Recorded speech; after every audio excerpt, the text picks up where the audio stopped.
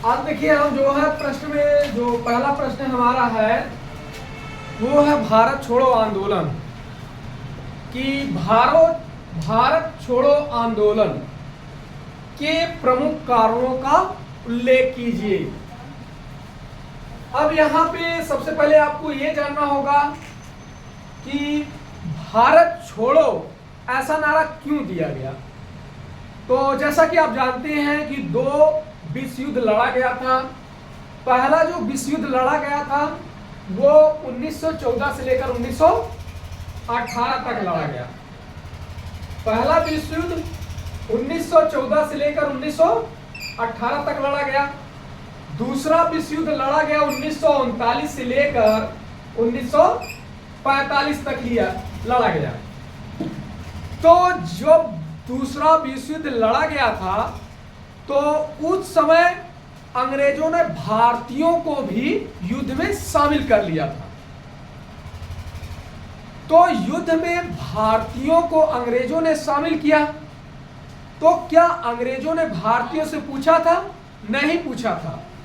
अंग्रेजों ने भारतीयों से नहीं पूछा था, यानी बगैर पूछे भारतीयों को युद्ध में अंग्रेजों ने ढकेल दिया। पहला तो ये रीजन है। पहला क्या रीजन है? पहला यही रीजन है कि अंग्रेजों ने भारतीयों से नहीं पूछा और उन्हें द्वितीय विश्व युद्ध में ढकेल दिया। इसके बाद आता है कि दूसरा ये है कि जब अंग्रेज युद्ध कर रहे थे तो उनके साथ भारतीय जनता भी पीटी जा रही थी। जबकि युद्ध तो भारतीय नहीं लड़ रहे हैं, विश्व युद्ध वाला विश्व युद्ध जो हो रहा है वो तो भारतीय नहीं लड़ रहे हैं, वो लड़ कौन रहा है? अंग्रेज लड़ रहे हैं। लेकिन उनके साथ पीटा कौन जा रहा है?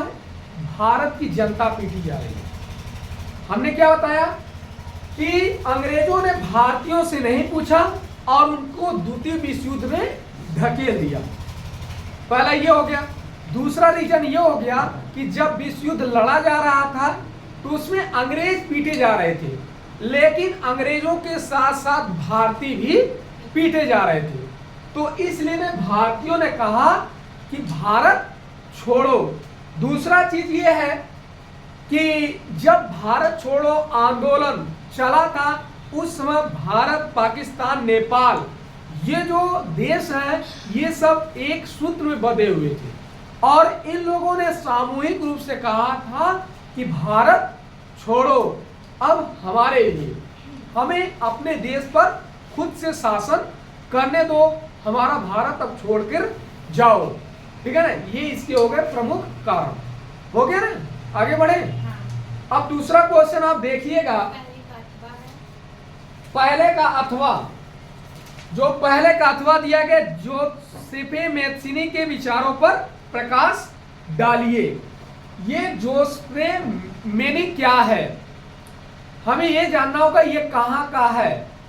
तो ये यूरोप का है। ये कहाँ का है? यूरोप का है।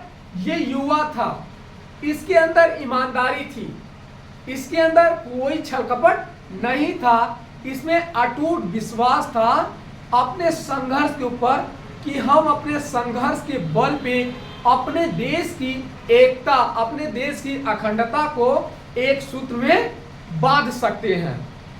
इसने सम्मान दिलाने के लिए संघर्ष किया जो काफी हद तक सफल भी रहा। तो यही इसके विचार थे कि हमें सत्यता पर चलना है, हमें सभी नागरिकों को समान अधिकार दिलाना है, किसी भी नागरिक के प्रति कोई भेदभाव नहीं होना चाहिए। युवा अवस्था में इसके सोच थे। ठीक है ना, हो गया। इसके बाद अगला जो है आपका है लोकतांत्रिक सरकार की चुनौतियों का उल्लेख कीजिए। हमारा ये है कि लोकतांत्रिक सरकार की चुनौतियों का उल्लेख कीजिए। तो सबसे पहले हमें यह समझना होगा कि लोकतांत्रिक सरकार है क्या, लोकतांत्रिक सरकार की चुनौतियां क्या है। ठीक है ना, तो लोकतांत्रिक सरकार क्या है, हमें यह समझना होगा कि हमारे जो युवा होते हैं, जो 18 वर्ष से ऊपर सदस्य होते हैं, वो किसी ना किसी देश की मुखिया का चुनाव करते हैं। जब देश का मुखिया बन के तैयार हो जाता है तो उसके सामने सबसे बड़ी समस्या होती है कि सामाजिक आर्थिक विकास को कैसे आगे बढ़ाया जाए, जो समाज में व्याप्त भेदभाव है इनको कैसे मिटाया जाए, जो गरीबी है, कोई व्यक्ति बहुत अमीर है, कोई व्यक्ति बहुत गरीब है, इसके बीच जो खाई है इसको कैसे मिटाया जाए, ये सबसे बड़ी चुनौती एक लोकतांत्रिक सरकार के लिए बन जाती है। तो लोकतांत्रिक सरकार का ये कर्तव्य बनता है कि वो गरीबी को दूर करेगी, वो सामाजिक आर्थिक विकास को आगे बढ़ाएगी, वो जो समाज में व्याप्त असमानता है उसको दूर करेगी। ये लोकतांत्रिक सरकार के लिए एक बहुत बड़ी चुनौती होती है। ठीक है ना? इसके बाद आगे बढ़े, कौन सा बताना है? हाँ, दूसरा का जो है अथवा बताना है। क्या भारतीय संघ एक अर्धसंघी ढांचा है? आलोचनात्मक परीक्षण कीजिए। लिखा है क्या भारतीय संघ एक अर्धसंघी ढांचा है? आलोचनात्मक परीक्षण कीजिए। आप जानते हैं कि भारत के देश में जितने भी राज्य हैं, सभी राज्यों को अपनी अपनी शक्ति मिली है कि आप भाई अपने जनता के अनुसार, अपने राज्य के अनुसार अपने राज्य का विकास कर सकते हैं। ये कहने का मतलब, अगर आप भारतीय संघ में शामिल हैं तो जो अधिकार अन्य राज्य को दिया गया है वो अधिकार आपको भी दिया गया है। आप भी अपने राज्य का आर्थिक विकास करने के लिए स्वतंत्र हैं। जो योजनाएं चलाई जाएंगी वो योजनाएं हर एक राज्य को मिलती है। ऐसा नहीं है किसी राज्य को ज्यादा मिलेगा तो किसी राज्य को कम मिलेगा, ये नहीं है। हम केंद्र सरकार का रवैया होता है कि अगर हम आर्थिक विकास कर रहे हैं तो हर एक राज्य को ध्यान में रखते हुए आर्थिक विकास करेंगे। क्यों ऐसा करेंगे? क्योंकि ये जो राज्य है ये हमारे ही पार्ट है और इसके पार्ट से ही हमारा निर्माण हुआ है। यदि हम इनकी तरफ ध्यान नहीं देंगे, आने वाले समय में ये उल्लंघनीय अपराध साबित होगा। तो यहां तक हो गया, ठीक है ना? कहा आलोचनात्मक परीक्षण कीजिए, हमने बता दिया आपको। आगे कौन सा बताना है? तीसरा बताना है सड़क परिवहन के सापेक्षिक लाभों की विवेचना कीजिए। सड़क परिवहन क्या है? सड़क परिवहन से हमें क्या क्या लाभ मिलते हैं, सापेक्षिक लाभ हमें बताना है। सड़क परिवहन क्या है? यातायात की जो गतिविधियां तेज होती हैं ये सड़क परिवहन के माध्यम से तेज होती हैं। हमें स्वेटर, अगर हमारे यहाँ कोई गिट्टी, बालू, सरिया ये सब अगर आते हैं, ये सब हमारे यहाँ आते हैं तो सड़क परिवहन के माध्यम से आते हैं। अगर सड़क परिवहन नहीं होते तो शायद ये सरिया, गिट्टी, बालू हमारे यहाँ नहीं आ पाते। सड़क परिवहन हमें क्या करता है? सड़क परिवहन हमें हमारे समाज को आगे बढ़ाने में मदद करता है। हमारा अस्पताल कैसा होना चाहिए? एक सड़क परिवहन निर्धारित करता है। हम अस्पताल में जल्दी पहुंच सकते हैं, एक सड़क परिवहन तय करता है। हमें अस्पताल जाना है तो हम सड़क परिवहन के माध्यम से जल्दी अस्पताल जा सकते हैं। अगर हमने शिक्षा अच्छी तरीके से ग्रहण कर लिया है तो किसके माध्यम से ग्रहण किया है? सड़क परिवहन। अगर यही सड़क परिवहन अच्छा नहीं होता तो शायद हमारी शिक्षा का जो स्तर है वो उच्च नहीं होता। यानी अगर शिक्षा उच्च लेवल पे है तो इसकी मुख्य भूमिका किसकी है? सड़क परिवहन की। आज अगर सड़क परिवहन सही नहीं होता तो बहुत से विद्यार्थी इलाहाबाद जो है अध्ययन नहीं कर पाते, वो घर पे रहकर करते। आज अगर विद्यार्थी इलाहाबाद जाके अध्ययन कर रहे हैं तो सड़क परिवहन की बदौलत, रोडवे अच्छा है, सड़कें अच्छी हैं, इसलिए लोग जा रहे हैं इलाहाबाद अध्ययन करने के लिए। ठीक है ना? तो सड़क परिवहन का समझ गए ना क्या क्या महत्व है? शिक्षा के क्षेत्र में महत्व है, स्वास्थ्य के क्षेत्र में महत्व है, जो यातायात, जो माल और जो गिट्टी बालू सरिया आते हैं, इसके भी क्षेत्र में सड़क परिवहन का महत्व है। आगे क्या बताना है? आगे बताना वाणिज्य कृषि की विशेषताओं का उल्लेख कीजिए। वाणिज्य कृषि, वाणिज्य कृषि का वाणिज्य कृषि कब हम करते हैं? ध्यान दीजिएगा, वाणिज्य कृषि, वाणिज्य कृषि कहने का मतलब है कि ऐसा कृषि क्षेत्र जो व्यापार के लिए किया जाता हो। वाणिज्य कृषि कहने का मतलब ऐसा कृषि क्षेत्र जो व्यापार के लिए किया जाता हो। हम तो कृषि कर रहे हैं, लेकिन हमारे अंदर लक्ष्य क्या है कि हम इस अनाज को उत्पादित करेंगे, इस अनाज का हम व्यापार करेंगे, और इस अनाज का व्यापार करने के बाद हमें बहुत सा पैसा मिलेगा। ऐसी कृषि क्या कहलाती है? वाणिज्य कृषि कहलाती है। वाणिज्य कृषि में देखा यह जाता है कि जहां पे आप खेती कर रहे हैं वहां पे मानसून समय से आता है कि नहीं आता है, वहां की मिट्टी कैसी है। ठीक है ना? इसमें और क्या पूछा है कि वाणिज्य कृषि की विशेषताएं। पहला तो यह ध्यान दिया जाता है कि वाणिज्य कृषि अगर हम करते हैं तो मानसून समय पे आता है कि नहीं आता है, पहला तो ये। दूसरा, वाणिज्य कृषि जहां पे हम करते हैं वहां की मिट्टी कैसी है, वो हमारे वाणिज्य कृषि के अनुकूल है कि नहीं है। तीसरा क्या देखा जाता है, जिस क्षेत्र में वाणिज्य कृषि की जाती है उस क्षेत्र में यह देखा जाता है वहां पे कहीं गतिविधियां, जो सामाजिक गतिविधियां हैं वो कैसी हैं। सामाजिक गतिविधियां कहने का मतलब वहां पे आतंकी गतिविधियां तो नहीं हो रही हैं, वहां पे जो पशुपालन है उसकी गतिविधियां तेज तो नहीं है। अगर पशुओं की गतिविधियां तेज होती हैं, जो कृषि आप कर लेंगे, उस कृषि के फसल को ये पशु ही नष्ट कर देंगे। यदि आतंकी गतिविधियां ज्यादा रहेंगी, जैसे डकैत अगर हैं, तो वो जबरदस्ती आके फसल को भी नष्ट कर सकते हैं। यानी वाणिज्य कृषि अगर हम करते हैं तो मानसून का ध्यान देते हैं, मिट्टी का ध्यान देते हैं, सामाजिक गतिविधियां क्या है उसका हम ध्यान देते हैं, पशुपालन क्या है उसका भी हम ध्यान देते हैं। समझ गए ना? तो वाणिज्य कृषि क्यों होती है बता दिए ना। अब आगे क्या बताना है? विश्व व्यापार संगठन के क्रियाकलापों का वर्णन कीजिए। आगे है आपका ये विश्व व्यापार संगठन।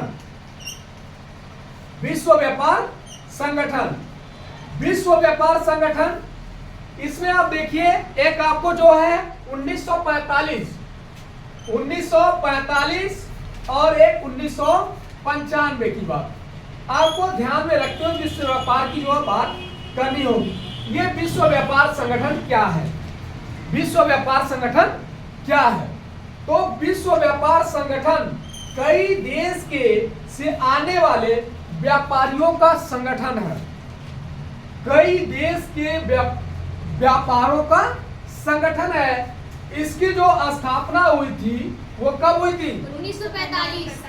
दिया है कि नहीं दिया है? बुक में दिया है ना, बुक में। कब हुई थी? देखो विश्व व्यापार संगठन की स्थापना कब हुई थी?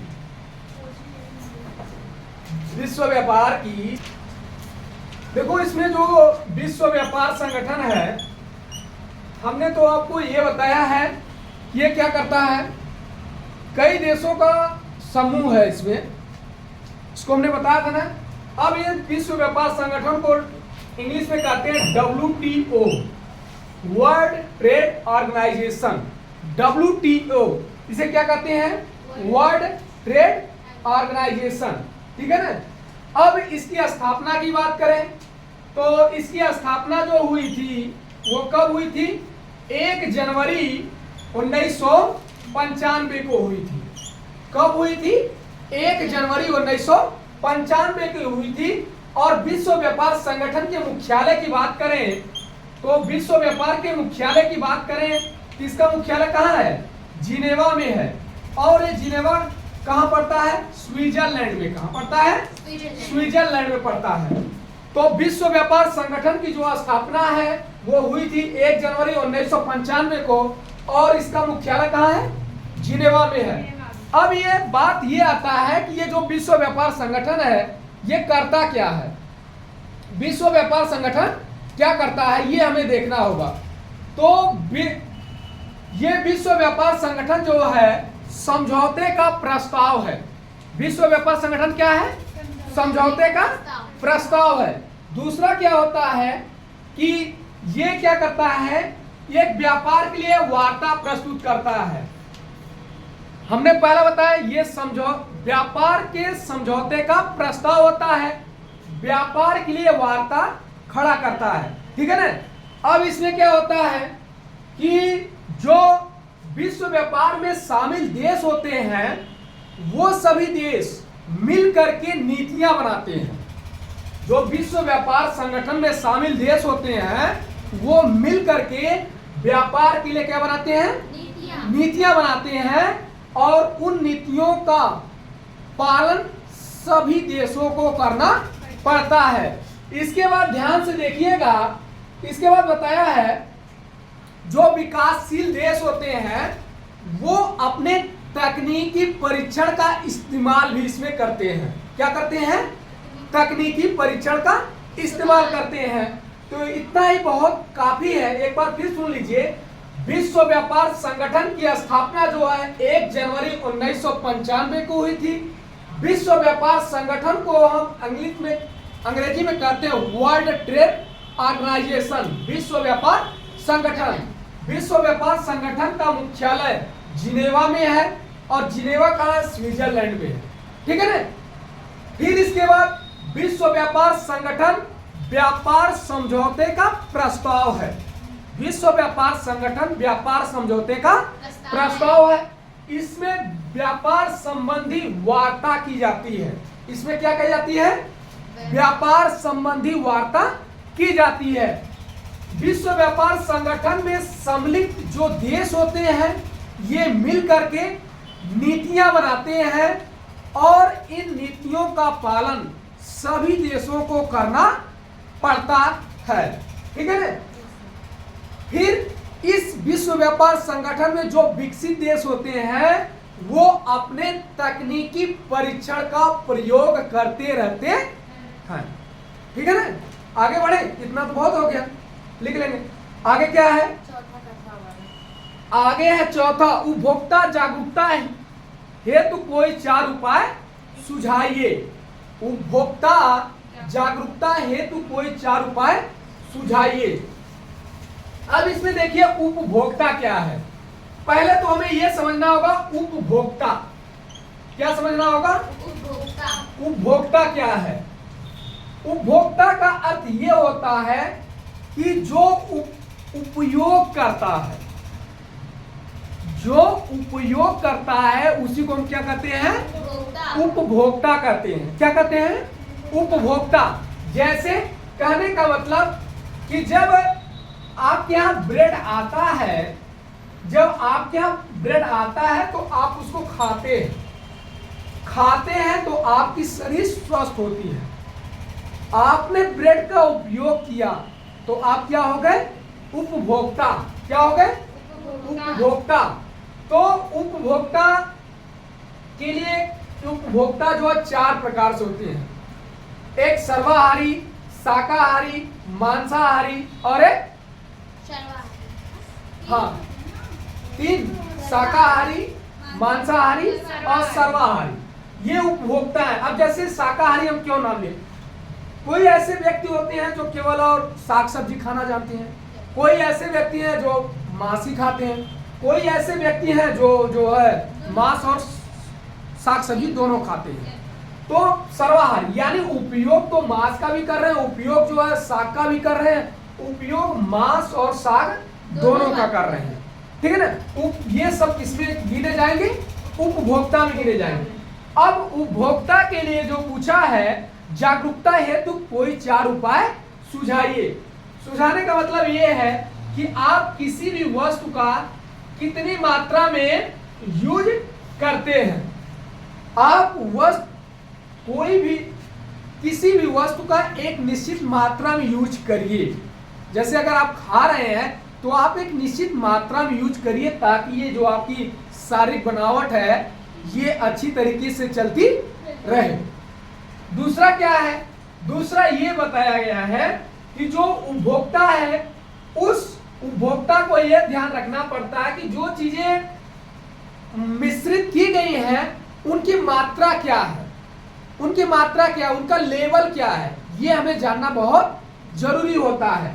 तीसरा उपभोक्ता के लिए ये होता है कि जो ये वस्तुएं उत्पादित की जा रही हैं ये किन क्षेत्रों से उत्पादित की आ रही हैं, हाँ, किन क्षेत्रों से उत्पादित करके आ रही है हमारे समक्ष। चौथा ये होता है कि जो ये उत्पादित वस्तुएं हैं, ये उत्पादित वस्तुएं कितने लेवल तक हमें एनर्जी ऊर्जावान बना सकती है। जैसे हम कहते हैं ना कि अगर ये वस्तु आप खाएंगे तो आप जो है आपको ज्यादा ऊर्जा मिलेगी, आप ये वस्तु नहीं खाते हैं तो आपको कम ऊर्जा मिलती है। आप देखते हैं लोग जो है ज्यादा से ज्यादा खाना खा लेते हैं लेकिन वो जस का तस रहते हैं, वो ऊर्जावान नहीं बन पाते हैं।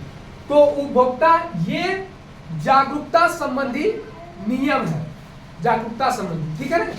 इसके बाद क्या है, हम लोग हल करेंगे निम्न प्रश्नों के उत्तर लगभग 150 शब्दों में लिखिए। दोबारा सुन लीजिएगा ध्यान से। निम्न प्रश्नों के उत्तर लगभग 150 शब्दों में दीजिए। क्वेश्चन नंबर 5 है, यूरोप में राष्ट्रवाद के उदय में जर्मनी एवं इटली के एकीकरण का योगदान बताइए। तो लिखा है कि इसमें यूरोप में राष्ट्रवाद के उदय में जर्मनी एवं इटली के एकीकरण का योगदान बताइए। पहला तो ये लिखा है। तो अब हम देखेंगे राष्ट्रवाद, यूरोप में राष्ट्रवाद का उदय, क्या लिखा है, यूरोप में राष्ट्रवाद का उदय। ये आपने चैप्टर पढ़ा है ना बाबू, देखिए कहां पे है। यूरोप में जो राष्ट्रवाद का उदय है इसमें जर्मनी और इटली का एकीकरण हुआ, एकीकरण, ठीक है ना। क्या हुआ, देखिए इसमें लिखा है कि यूरोप में जर्मनी और इटली के एकीकरण का योगदान का उल्लेख कीजिए। क्वेश्चन नंबर 5 है। अब इसको हम कैसे करेंगे, तो ध्यान दीजिएगा। 19वीं शताब्दी में यूरोप में इटली और जर्मनी एकीकृत होकर एक राष्ट्र बने। क्या बने, एक राष्ट्र बने जिनका विकास अनेक चरणों में हुआ। तो अब ध्यान से पहले सुन लीजिए, एकीकरण कब होता है, 19वीं शताब्दी में जर्मनी और इटली का एकीकरण होता है और जिनका कई चरणों में विकास होता है। पहला चरण ले लेते हैं जर्मनी राष्ट्र का विकास। पहला चरण क्या लेते हैं, जर्मनी राष्ट्र का विकास, ये पहला चरण है। तो ये चरण कब होता है, 1848 में। पहला चरण ये है कि जर्मन राष्ट्र का विकास, ये होता है 1848 में। तो 1848 में आपने क्या देखा कि जो यहाँ पे निरंकुशवादी यानी रूढ़वादी जो शासक हैं वो अपना प्रभुत्व जमाने के लिए अपनी शक्तियों का प्रयोग करते थे। जर्मनी में जो रूढ़वादी शासक थे वो अपना प्रभुत्व जमाना चाहते थे। क्या करना चाहते थे, जमाना चाहते थे, और जमाने के लिए जनता के ऊपर अत्याचार करते जाते थे। क्या करते जाते थे, अत्याचार। ये सब जो घटना है ये घटना 1948 की है। इसमें आप देखेंगे कि लेकिन रूढ़वादियों से अलग वहीं पे मध्यवर्गीय भी लोग रहते थे। उनके अंदर राष्ट्रव्यापी संबंधी भावनाएं चलती थी। रूढ़वादियों के अंदर राष्ट्रवादी तो भावनाएं नहीं चलती थी, लेकिन जो मध्यवर्गीय तबके के लोग थे उनके अंदर राष्ट्रव्यापी संबंधी भावनाएं चलती थी। क्या चलती थी? भावनाएं चलती थी। अब हम 1848 में आप देखेंगे कि जर्मन में कई संप्रदाय आपस में मिल जाते हैं। कई संप्रदाय आपस में मिल जाते हैं। ये संप्रदाय निरंकुश एवं रूढ़वादी शासकों को खत्म करने का निश्चय कर लेते हैं। क्या कर लेते हैं? निश्चय कर लेते हैं। कौन कौन से? जो निरंकुश शासक होते हैं, जो रूढ़वादी, जो निरंकुश शासक है उसको हम उखाड़ फेंकेंगे। ऐसा संकल्प किसने लिया? जर्मन की जनता ने लिया। ये कौन लिया? जर्मन की जनता ने लिया।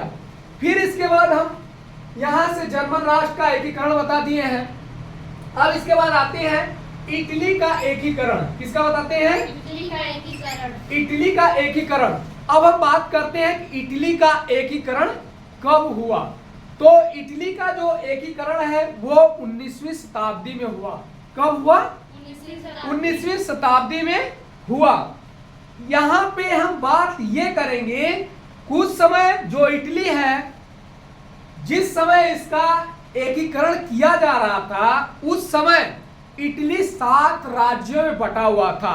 इटली कितने राज्यों में बटा हुआ था? 7 राज्य। इटली 7 राज्यों में बटा हुआ था। इसके बाद केवल वहां पे सार्डिनिया पिडमाउंट का ही शासन चलता था। इटली पर किसका शासन चलता था? पिडमाउंट का। किसका चलता था? पिडमाउंट का शासन चलता था पूरे इटली पर। यानी 19वीं शताब्दी में इटली 7 राज्यों में बटा हुआ था और इटली पर शासन किसका चलता था? सार्डिनिया पिडमाउंट का चलता था। इसके बाद आप देखेंगे इसके जो उत्तरी भाग हैं इस पे हैब्सबर्ग का शासन चलता था और जो दक्षिणी इलाके थे बुर्बो का शासन चलता था।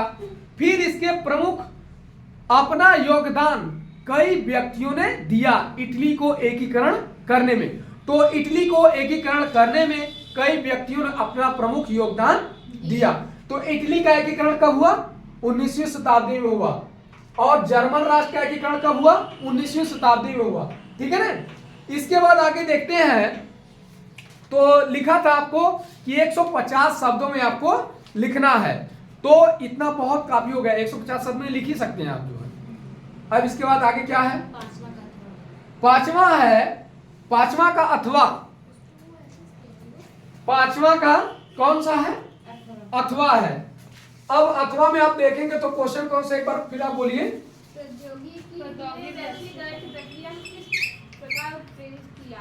हाँ, प्रौद्योगिकी की वैश्वीकरण की प्रक्रिया को किस प्रकार उत्प्रेरित किया है? उदाहरणों सहित स्पष्ट कीजिए।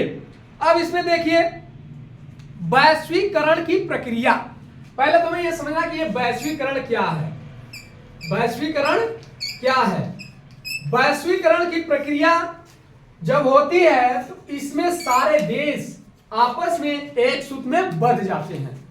वैश्वीकरण की प्रक्रिया में विश्व के सारे देश एक सूत्र में बंध जाते हैं। ये देश अपने प्रौद्योगिकी के ऊपर ध्यान देते हैं। किसके ऊपर ध्यान देते हैं?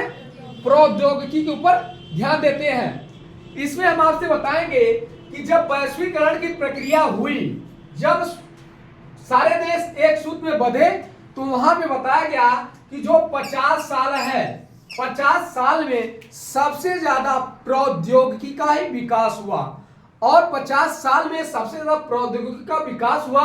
तो यह जो है यह किसके कारण हुआ?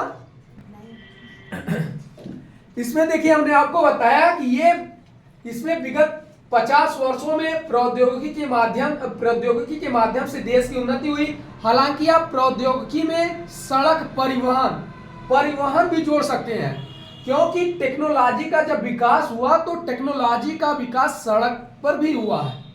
सड़क का विकास हुआ है तो इसका मतलब क्या है? प्रौद्योगिकी के माध्यम से हुआ। और ये प्रौद्योगिकी नहीं आती तो क्या सड़क परिवहन का विकास हो पाता? नहीं हो पाता। इसके बाद है आपका, आप देखेंगे जैसे दूर की वस्तुएं हैं, ये बहुत तेजी से आपके घर चली आ रही हैं, तो इसमें सबसे बड़ा रोल किसका है? परिवहन का है। और परिवहन को किसने बनाया है? प्रौद्योगिकी ने बनाया है। यानी प्रौद्योगिकी के माध्यम से जो दूर की वस्तुएं थी वो आपके घर तक पहुंच जाती हैं। फिर इसके बाद दूसरा देखेंगे सूचना, जिससे हमें देश के समाचार के बारे में जानकारी मिलती है। देश का क्या हाल है ये हमें जानकारी एक समाचार पत्र के माध्यम से मिलती है या टेलीविजन के माध्यम से मिलता है। तो टेलीविजन का जो विकास हुआ है, ये टेलीविजन का विकास किससे हुआ है? प्रौद्योगिकी के माध्यम से हुआ है। किसके माध्यम से हुआ है? प्रौद्योगिकी के माध्यम से हुआ है। समझ में आया नहीं? फिर इसके बाद आपको क्या बताना है? अगला जो क्वेश्चन है वो आपका देखिए आगे है, भारत की विधायिकाओं में महिलाओं की प्रतिनिधित्व की स्थिति क्या है? विधायिकाओं में महिलाओं की स्थिति क्या है? इसमें आप देखिएगा पूछा है विधायिका। क्या पूछा है? विधायिका। पहले तो ये समझ लेते हैं विधायिका क्या है। पहले तो समझ लें कि विधायिका क्या है। देखो बाबू, यहाँ पे आपको सबसे पहले ध्यान देना होगा, ये जो विधायिका है, जो विधान परिषद है, विधानसभा है, जैसे उत्तर प्रदेश में आप देखेंगे विधानसभा, विधान परिषद, ठीक है, विधान परिषद भी है और विधान सभा भी है। तो हमें ये देखना होगा कि विधानसभा में महिलाओं की स्थिति क्या है।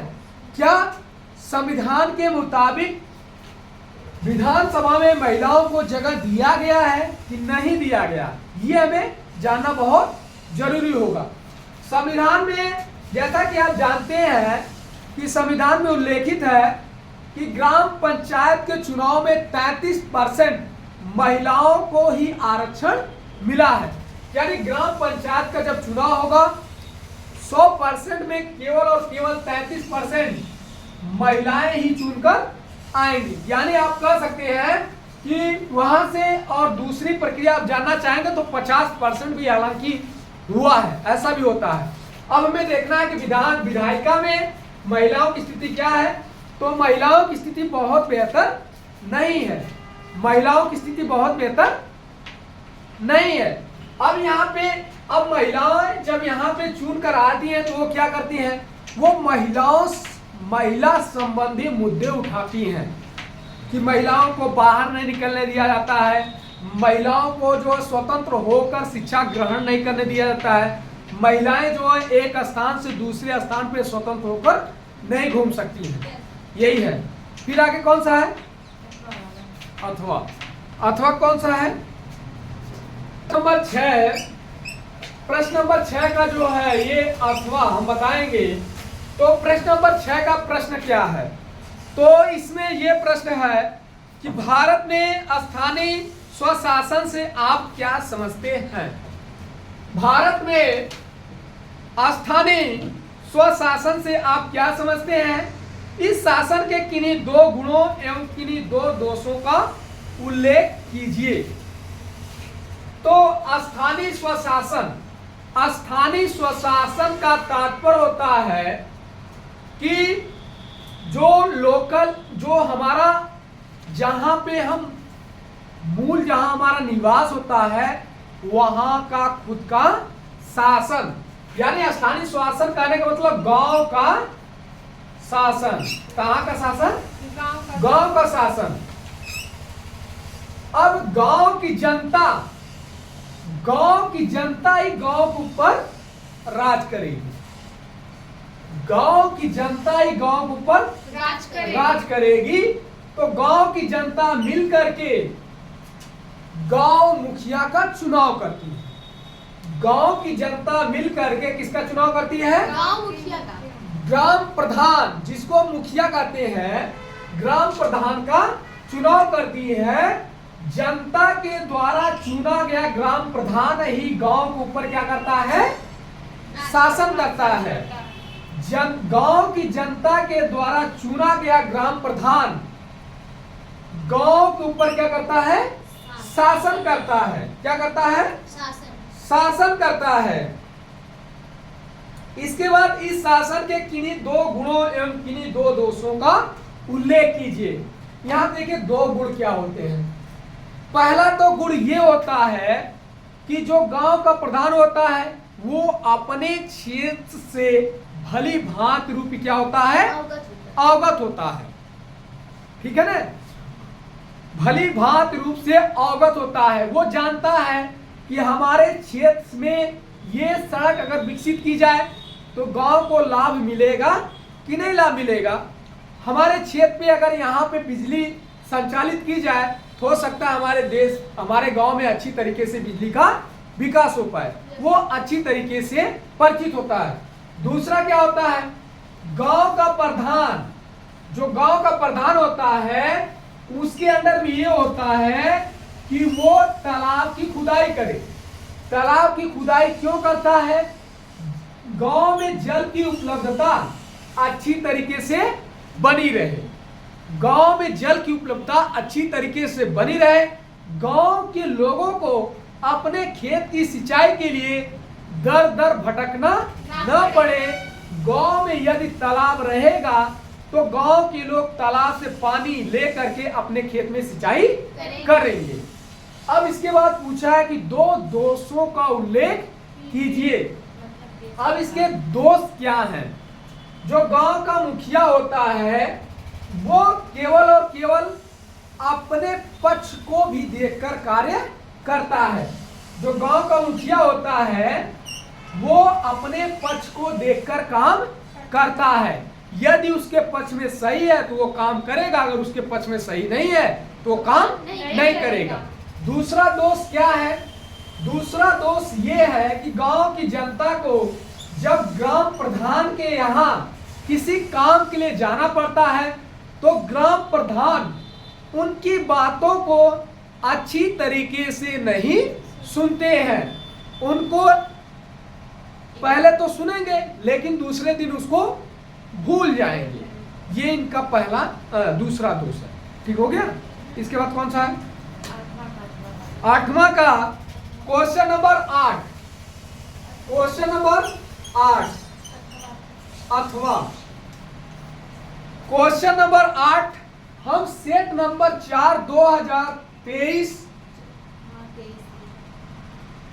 वर्णात्मक सेकंड का क्वेश्चन नंबर 8 का अथवा बता रहे हैं। तो इसमें लिखा है संगठित एवं असंगठित क्षेत्रकों के विभेद कीजिए एवं असंगठित क्षेत्र के कर्मचारियों की समस्याओं पर प्रकाश डालिए। अब यहाँ पे हमें समझना यह होगा कि संगठित और असंगठित क्या है। संगठित और असंगठित क्या है, तो हमें सबसे पहले यह जानना होगा संगठित और असंगठित क्या है। जो संगठन एक सूत्र में बंधा हुआ है उसी को क्या कहते हैं, संगठित क्षेत्र कहते हैं। क्या कहते हैं, संगठित क्षेत्र कहते हैं। जो संगठन एक सूत्र में न बंध करके कई सूत्रों में बंधा रहता है उसको क्या कहते हैं, असंगठित क्षेत्र कहते हैं। जिसमें